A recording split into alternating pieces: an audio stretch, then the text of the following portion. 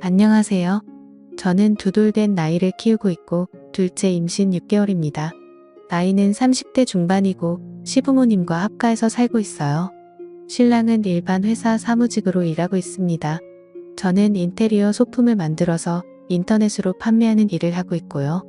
시부모님과 함께 살고는 있지만 제가 그때그때 할 말하는 스타일이라서 심하게 스트레스 받거나 하는 경우는 별로 없어요. 원래도 무개념인데다가 남자 밝히는 시누이 때문에 적지 않은 스트레스를 받아왔습니다. 예전에 시누이와 크게 싸운 적이 2번 있어요. 한 번은 시어머니가 집안일을 하시는 것을 가지고 시누이가 시비를 걸어서 싸웠습니다.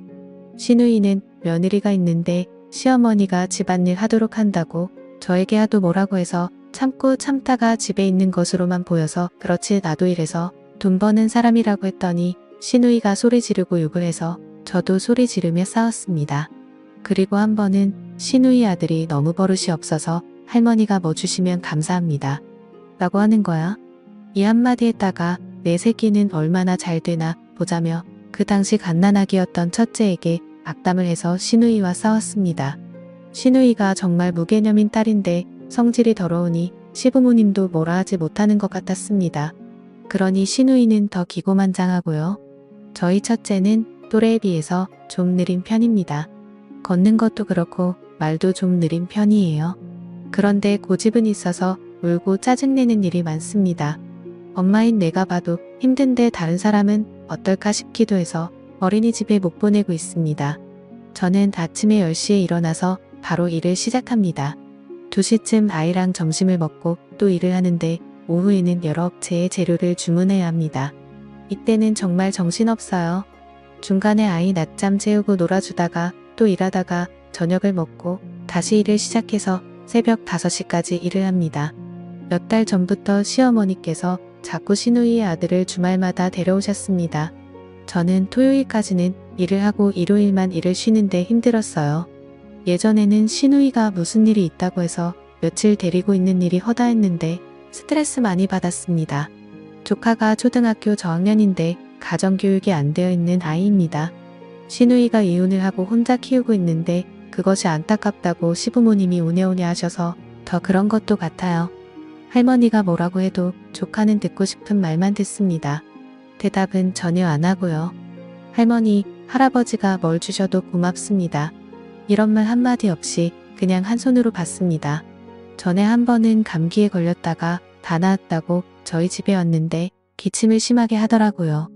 입을 막고 기침하라고 했는데 저를 한번 쳐다보고 그냥 기침을 했어요.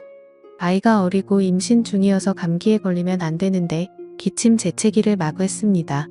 그런데 이런 것을 아무도 지적하지 않았어요. 그게 더 문제인 것 같아요. 보다 못해 제가 손으로 입을 막고 기침을 해라, 할머니가 말씀하시면 대답해라 등을 얘기했습니다. 조카가 저희 집에 오면 이런 것들을 비롯해 신경 쓰이는 것들 투성이에요. 밥 먹을 때 쩝쩝거리는 것은 기본이고 입을 밟고 다니고 베개를 깔고 앉아있고 걸을 때 쿵쿵거립니다. 잔소리하면 한번 째려보고 딴짓합니다. 하루 종일 부산스러워요. 임신한 몸으로 일도 하고 첫째도 돌봐야 하는 상황인데 2돌 된 우리 아이보다 더 손 많이 가는 초등학생까지 돌봐야 하니 정말 쉴 틈이 없을 정도였습니다. 시부모님은 조카가 우리 첫째를 봐주기도 하는데 얼마나 좋냐고 하시는데 답답했습니다. 아버님 그렇게 모르세요? 제가 뱃속에 아이 하나, 시조카, 첫째까지 총 3을 봐야 하는 거예요. 그 중에 가장 손 많이 가는 아이가 신우 아들이고요. 라고 얘기를 했는데도 시부모님은 듣지 않으셨습니다. 그리고 조카가 오면 가장 데미지인 것이 제가 일을 못합니다. 아이 하나도 쩔쩔매면서 하루 일과를 해나가는데 아이가 하나 더 추가가 되면 말 다 했죠. 낮에도 일하고 밤부터 새벽까지 또 일을 해야 하는데 밤이 되면 너무 지쳐서 일을 할 수 없을 정도가 됩니다. 근래 들어서 배가 조금씩 나오기 시작해서 더 그렇고요. 조카가 저희 집에 와 있어서 제가 일을 며칠 못하면 고객들에게 연락이 옵니다. 언제 택배 발송되냐고요? 사정을 설명해드리면 이해를 해주시기는 하지만 이런 것도 참 큰 스트레스입니다. 시부모님께 제 사정을 설명드리고 남편도 제 편에서 시부모님께 말씀드린 적이 여러 번 있는데도 시부모님은 신우 아들이 저희 집에 오는 것을 잘라주시지 않으셨어요. 저 아이 낳고 신우에게 티 한 장 받은 적 없고요. 2번 피 터지게 싸운 이후로 사이도 안 좋습니다. 사람이 아무리 막무가내여도 제가 할 말은 하는 스타일인데도 시부모님은 방학만 하면 조카를 며칠씩 데려다 놓으셨습니다. 남편에게 협박도 하고 타일러도 보고하면서 시부모님께 잘 좀 얘기해보라고 했습니다. 당신 손에서 해결이 안 되면 내가 날 잡아서 시부모님께 얘기할 것인데 그렇게 되면 조용히 얘기가 끝나지 않을 수도 있다고 했어요. 예전에 시부모님과도 사건이 한 번 있어서 제가 뒤집어 엎은 적이 있었거든요. 남편은 조카가 안쓰럽다고 하더라고요. 그 마음 이해 못하는 것은 아니에요. 아빠 없이 자라고 할머니, 할아버지와 외삼촌들이 잘해준다 해도 아빠의 빈자리는 채워줄 수 있는 것은 아니니까요. 신우는 남자를 만나다가 양다리를 걸친 것이 걸려서 유부남을 만나서 등으로 몇 번 경찰서를 들락거렸습니다. 조카가 아빠라고 불렀던 사람만도 5명 이상이 됩니다. 신우가 무슨 짓을 하고 다녀도 상관하고 싶지 않은데 주말과 방학 때 저희 집에 며칠씩 아이를 보내지 않았으면 좋겠다는 생각뿐이었어요. 그동안 신우의 무개념 행동으로 괴로웠던 일들을 전부 적자면 글이 너무 길어질 것 같으니 패스하고요. 2주 전 금요일에 아버님은 신우네 집에 가셔서 결국 조카를 데려오셨습니다. 금, 토, 일 이렇게 2박 3일을 저희 집에서 데리고 있겠다고요? 아버님이 점심때쯤 나가시길래 어디 가시냐고 했더니 신우네 집에 조카 데리러 간다고 하시는 말씀을 듣고 눈앞이 캄캄했습니다. 시아버지 나가시고 시어머니께 말씀을 드려보니 불쌍하니 내가 이해 좀 해줘라. 가족인데 어쩌겠니? 이런 말씀이었어요. 신우도 주말에 쉬면서 아이를 여기로 보내는 것이 말이 되냐고 했더니 시어머니와 할게도 주말에 남자 만나고 얼른 재혼해야지 하셨어요. 그럼 신우 남자랑 놀러 다니라고 임산부인 내가 신우 아이를 봐줘야 한다는 말씀 이런 생각이 드니 정말 맥 빠지더라고요. 딸 놀러 다니라고 만만한 며느리 고생하던 말던 상관없다는 말씀으로 들려서 참을 수가 없었습니다. 아이 집만 간단히 싸고 제 노트북과 작업할 때 쓰는 재료들을 가지고 친정으로 갈 생각이었습니다. 짐을 싸고 있었더니 시어머니가 어디 가냐고 묻더라고요. 조카가 오면 일을 못해서 친정에 가서 주말 동안 일하고 올 것이라고 말씀드렸어요. 시어머니가 다 큰 애가 오는 것인데 뭘 그렇게 피신까지 가냐고 하시는 말씀 듣고 첫째까지 집에 두고 친정에 가야겠다는 생각이 들었습니다. 그래서 신랑에게 전화해서 얘기하고 제 작업할 짐만 가지고 친정으로 가버렸어요. 친정에 가면서 시어머니께 앞으로 조카가 저희 집에 오면 저는 항상 친정으로 가서 일을 할 것이라고 말씀드렸어요. 친정 부모님께 상황 설명을 해드리고 오랜만에 잠도 푹 자고 작업도 편안하게 했습니다. 잠을 잘 자니 작업도 잘 되더군요. 토요일 오전에 남편에게 전화가 왔는데 자기는 약속이 있어서 나가봐야 한다는데 잘 다녀오라고 했습니다. 토요일의 약속은 무슨 약속이겠어요? 아이들 돌보기 힘드니까 남편도 저처럼 피신 간 것이죠. 토요일 오후부터 시어머니는 저에게 언제 오냐고 2시간 간격으로 전화하시더라고요. 저 일이 밀려서 일요일 저녁에 나간다고 계속 말씀드렸는데도 계속 전화하셔서 언제 오냐고 물으셨습니다. 힘드셨겠죠. 잠시도 눈대기 힘든 첫째 봐주시는 것만으로도 힘든데 손이 더 많이 가는 조카까지 봐주시려니 얼마나 힘드셨겠어요. 아이가 눈에 밟히긴 했지만 참고 친정에서 편하게 일하다가 일요일 오후에 돌아왔습니다. 와봤더니 조카는 집에 없더라고요. 시어머니께 물으니 토요일 저녁에 시누이에게 말해서 데리고 가라고 하셨답니다. 시누이는 약속이 있어서 안 된다고 했는데 아버님이 전화해서 난리치시고 데려가라고 해서 시누이가 마지못해 와서 데리고 갔대요. 아버님이 시누이에게 평일에 일이 있어서 저녁에 잠깐 데리고 있는 것은 괜찮지만 이제는 저희 집에서 재우지 말라고 말했답니다. 일요일 저녁에 시누이에게 전화가 와서 받아보니 자기 아이 봐주기 싫어서 그렇게 친정으로 내뺐냐고 따지듯이 말하길래 나도 일이 있어서 어머님한테 아이 맡기고 일하러 친정 다녀온 것이라고 말했습니다.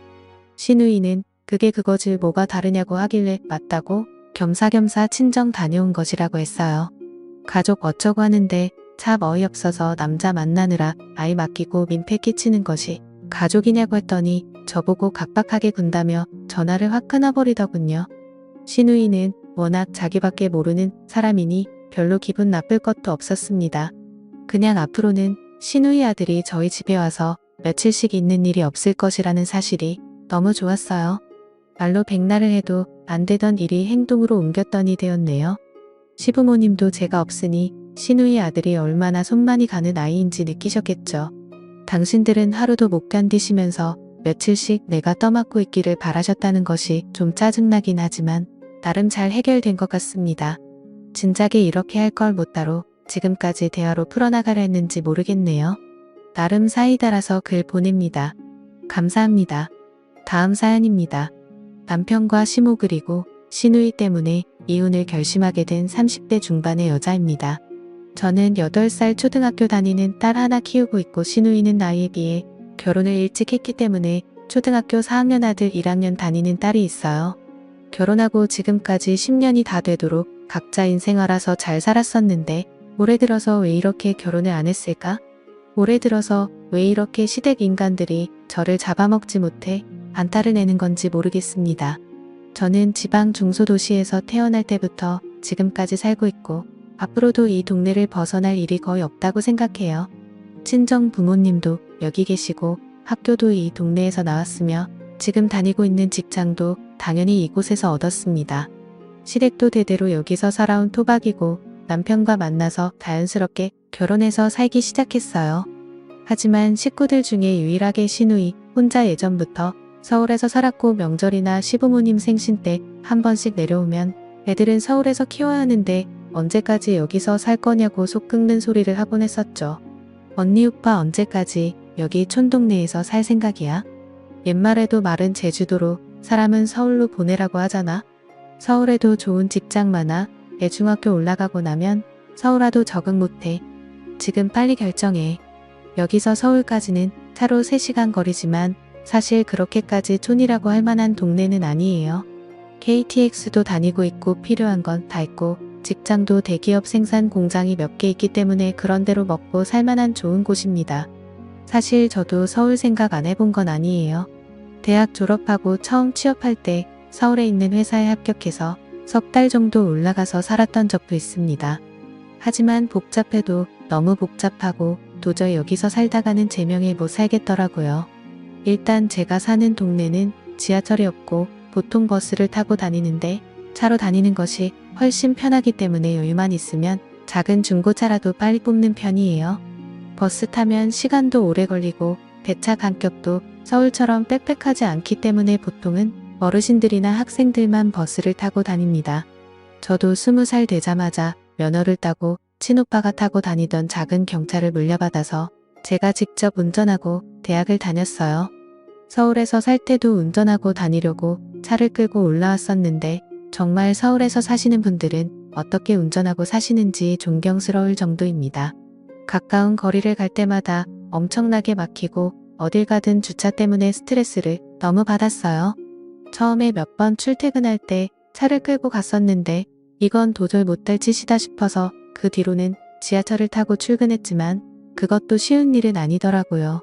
콩나물 싫어라는 말도 부족할 정도로 꽉꽉 들어찬 지하철을 타면서 너무 숨이 막힐 지경이고 매일 왕복으로 1시간 반 정도는 지하철을 타야 하는데 서울에서 살다간 앞으로 이 생활을 계속해야 한다니 미칠 것 같았습니다. 결국 딱 석 달만 채우고 다른 사람에게 인수인계를 해주고 원래 살던 고향으로 내려왔어요.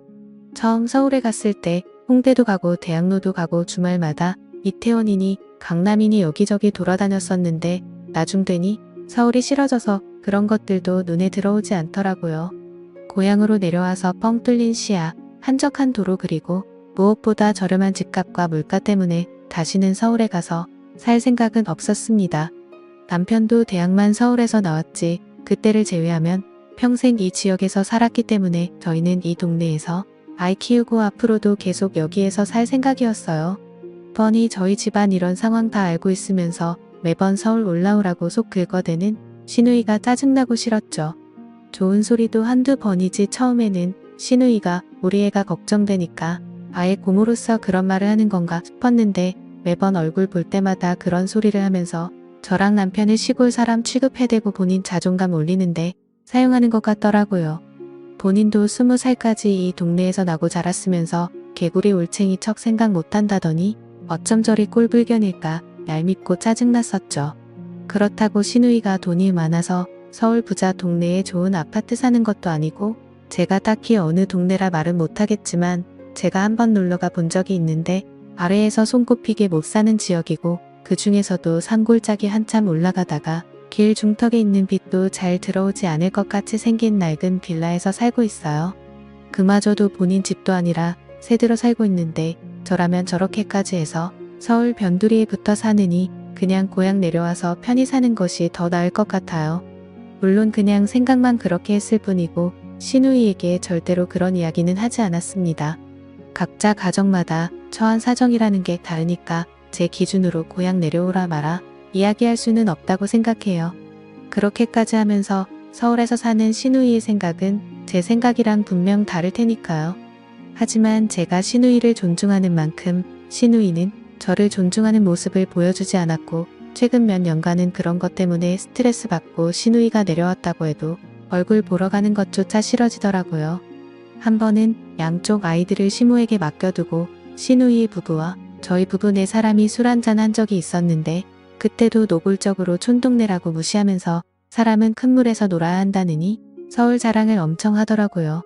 듣다 한 시간째 이어지는 서울 자랑에 귀에서 피가 나올 지경에 이르러서야 나 같으면 그런 달동네 쓰러져 가는 썩은 집에서 살바해야 촌동네에 사람 살만한 아파트에서 살겠다고 한마디 톡 사붙었어요. 결혼하고 나서 처음으로 시누이한테 말대답하며 받아친 건데 시누이는 그게 상당히 기분 나빴었나 보더라고요. 그 뒤로는 간간히 하던 안부 연락도 서로 없이 지냈고 시누이가 시댁 내려오더라도 저희한테는 온다 간다 말도 없었어요. 내가 너무 전국을 찔러서 그런가 싶기도 하고 시누이랑 이대로 사이가 틀어진다고 한들 제가 손해보는 건 없으니까 저도 먼저 사과 안 하고 이렇게 지냈습니다. 그게 벌써 2년도 넘었네요. 앞으로도 그냥 서로 이렇게 소덕버듯 지내면 되겠구나 생각하고 있었는데 올해 초 시누이가 갑자기 서울 생활을 정리하고 이 동네로 내려오겠다 하더라고요. 오던지 말던지 저랑 별로 상관도 없는 일이라고 생각했지만 저랑 같은 아파트 심지어 같은 동에 같은 라인으로 이사를 온다는 겁니다. 저희 집 바로 위 2층으로 온다는데 그것 때문에 너무 제가 스트레스를 많이 받았어요. 이사를 오는 것 자체는 아무 상관없습니다. 같은 아파트 같은 라인으로 이사 오더라도 그냥 그러려니 생각하고 말았을 거예요. 그런데 문제는 시누이가 작년 말에 암 진단을 받았고 지금도 건강이 매우 좋지 않다는 겁니다. 저희 아파트로 이사 오는 이유가 자기가 몸이 아파서 애를 보기 힘드니까 저보고 대신 조카 둘을 케어해 주길 원하는 거예요. 조카들은 물론이고 시누이가 언제 아플지 모르니까 저보고 자주 시누이네 집을 찾아가서 힘든 일 있으면 대신 해주랍니다. 이 이야기를 시누이 입으로 들은 것도 아니라 시누이가 제게 직접 이야기를 하시더라고요. 걔가 아직 몸이 안 좋아서 집에서 애 보기가 너무 힘들다더라. 갓난 애들도 아니라 다 큰 애들이니까 너가 공부만 좀 봐주고 몇 시간만 데리고 있어줘 왔다 갔다 하면서 청소도 좀 해주고 빨래도 종종 해줘라. 그게 뭐가 어렵니? 저 집에서 노는 사람 아니고 9시에 출근해서 5시에 퇴근해요. 아이 학원 갔다가 집에 오면 씻기고 저녁 먹이고 공부하는 것 좀 봐주다 보면 지금도 제 시간은 없다시피 합니다. 하루 종일 집에 있으면서 살림하는 사람도 아닌데 지금 이 상황에서 조카까지 제가 보라고요? 남편에게 절대 안 된다고 내가 지금까지 아무리 힘든 상황에서도 시누이한테 아이 봐달라고 부탁한 적 한 번도 없는데 조카는 절대 못 본다고 이야기했습니다. 저희 시누이는 이유는 모르겠지만 아이를 절대 못 보신답니다. 우리 딸 태어나서도 지금까지 시누이한테 맡겨본 적 한 번도 없어요. 보통의 경우라면 지금 저희 집 같은 상황에서 시누이가 시댁 옆으로 이사 오면서 시어머니한테 애를 봐달라고 하는 것이 정상인데 어쩌자고 저희 집 옆으로 오는지 모르겠네요. 남편에게 절대 안 된다.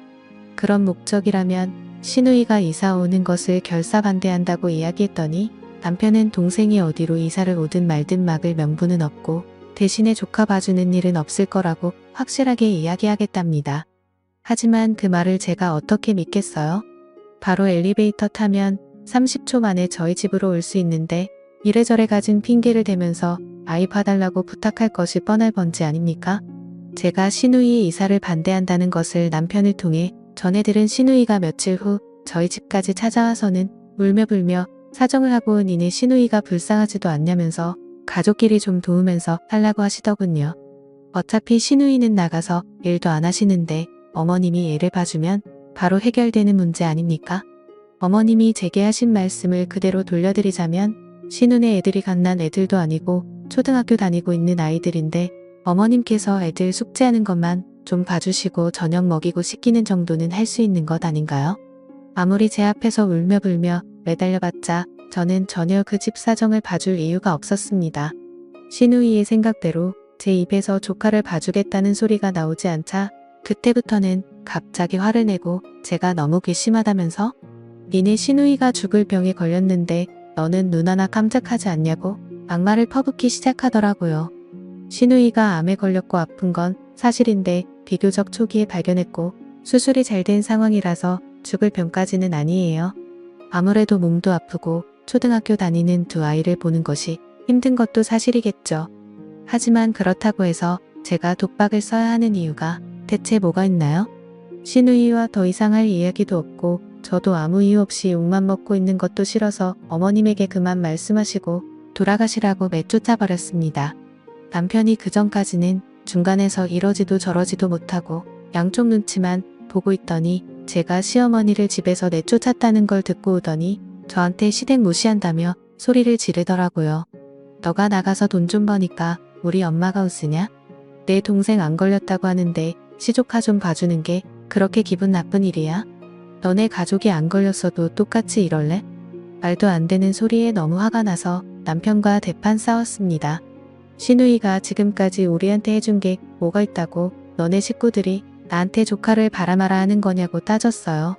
지금이야 우리 딸이 어린이집 유치원을 거쳐서 초등학교 다니면서 혼자 학원도 찾아갈 수 있어서 다행인데 예전에 정말 힘든 시간들이 많았습니다. 제가 육아휴직을 길게 쓰지도 못하고 1년 만에 회사 복직하는 바람에 아이는 거의 친정엄마가 봐주다시피 하셨어요. 친정엄마도 약속도 있고 할 일도 있으셨겠지만 저희 맞벌이로 돈 벌어야 일찍 자리 잡는다고 끝까지 본인이 봐주겠다고 하셨어요. 시누이는 한 번도 애 봐준다 소리한 적도 없고 자기 손녀딸인데도 그닥 이뻐해 주신 적도 없습니다.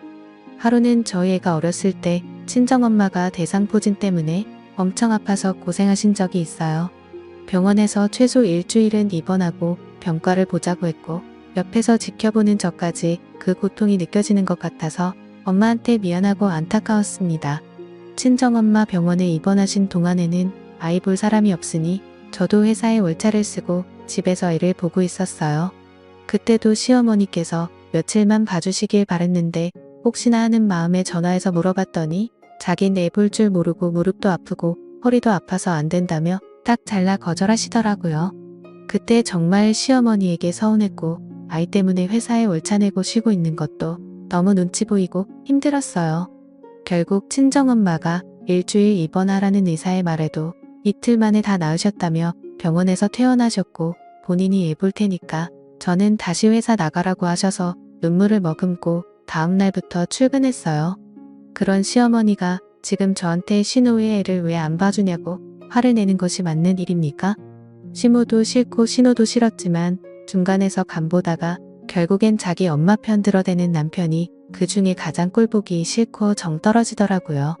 내 자식이 귀하면 남의 자식도 귀한 법인데 시누이는 아프니까 집에서 편히 쉬고 있고 저는 나가서 일하면서 돈도 벌어오고 집에서 제 아이와 시누애들까지 싹 보고 있어야 합니까? 딸이 아프면 부모가 데려가서 돌보는 것이 당연하지 그걸 왜 저한테 책임을 떠넘기는지 모르겠어요. 남편에게 그래도 지금까지 당신만큼은 시댁 식구들이랑 다른 줄 알고 살았는데 결국 똑같은 인간이었다고 더 이상 같이 살기 싫으니까 이혼하자고 했습니다. 머리 위에 신호 끌어안고 살면서 불안에 떨기 싫으니까 이 집에서 당신이랑 사느니 우리 애 데리고 친정 들어가서 엄마 아빠랑 같이 사는 것이 100배 1000배 낫겠다고 했어요. 이혼 이야기를 했더니 남편도 머리 끝까지 화를 내면서 양육권이고 뭐고 원한다면 다 줄 테니까 제 마음대로 한번 해보라더군요. 누가 하라면 못할 줄 알고 막말을 하는 건지. 다음날 바로 회사에 반차 내고 이혼 전문 변호사를 찾아가서 상담했어요. 요 근래 한 달 가까이 신호랑 남편에게 받은 카톡 메시지들 보여주면서 시댁에서 조카의 양육을 억지로 강요하기 때문에 그 이후로 이혼하고 싶다 이야기했습니다. 변호사와 상담을 꽤 길게 했고 결론은 이런 사유로도 이혼할 수 있다 하더군요. 그날 저녁 남편에게 나 오늘 변호사 상담 받고 왔고 이제 당신에게 남은 건 나랑 합의로 좋게 끝내고 싶은지 소송으로 끝까지 가고 싶은지 선택하라고 했습니다. 본격적인 이혼 이야기가 오고 가니까 남편은 그제서야 아차 싶었는지 무슨 이런 일로 우리가 이혼까지 하냐면서 자기가 엄마랑 여동생에게 잘 알아듣게 다시 이야기하겠답니다. 하고 싶으면 맘대로 해보라고 하더니 이제 와서 무슨 소리를 하는지 모르겠어요. 지금까지 남편이 그걸 안 해줘서 이 모양이 꼴이 되었답니까? 남편도 몇 번이나 시모에게 이야기했고 저도 절대 조카 못 봐주고 아픈 신우 돌보는 것도 못하겠다 이야기했잖아요. 아무리 말해도 들어먹지 않고 막무가내로 일 진행시킨 것이 누굽니까? 남편은 다른 건 다 그렇다 쳐도 결정적 순간에 저를 배신하고 시어머니 편 들었을 때부터 이미 제 마음속에서 내보냈습니다. 시모랑 똑같은 소리를 하는데 이 인간 믿고 살다간 내가 시댁 집안 종살이를 못 면할 것 같더라고요. 저도 혼자 벌 만큼 벌고 있고 남편에게 양육비까지 받으면 아무런 문제도 안 됩니다. 우리 딸도 어릴 때부터 외할머니 손에서 많이 자랐고 지금도 친할머니보다 외할머니를 훨씬 더 좋아하고 잘 따라요. 친정 들어가서 사는데 아무런 문제도 없습니다. 오히려 지금보다 저는 훨씬 편해질걸요?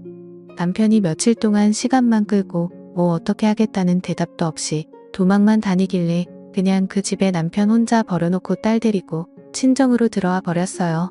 소송으로 가고 싶으면 얼마든지 소송으로 가도 상관없습니다. 시간이 얼마나 걸리더라도 저는 남편은 물론 그쪽 집안 시댁 식구들과 싹 다 인연 끊고 안 보고 살 생각이니까요. 어디서 남의 집 귀한 딸한테 자기 딸 병수발 시키고 조카들 수발 들게 할 생각을 할 수 있는지 그 집안 식구들 정신 상태가 궁금합니다. 너무나 뻔뻔한 그 집안 식구들에게 마지막으로 한마디 하고 싶네요. 그렇게 부려먹을 거면 그냥 돈 주고 제대로 된 사람을 사서 쓰라고요. 오늘의 제 이야기는 여기까지입니다.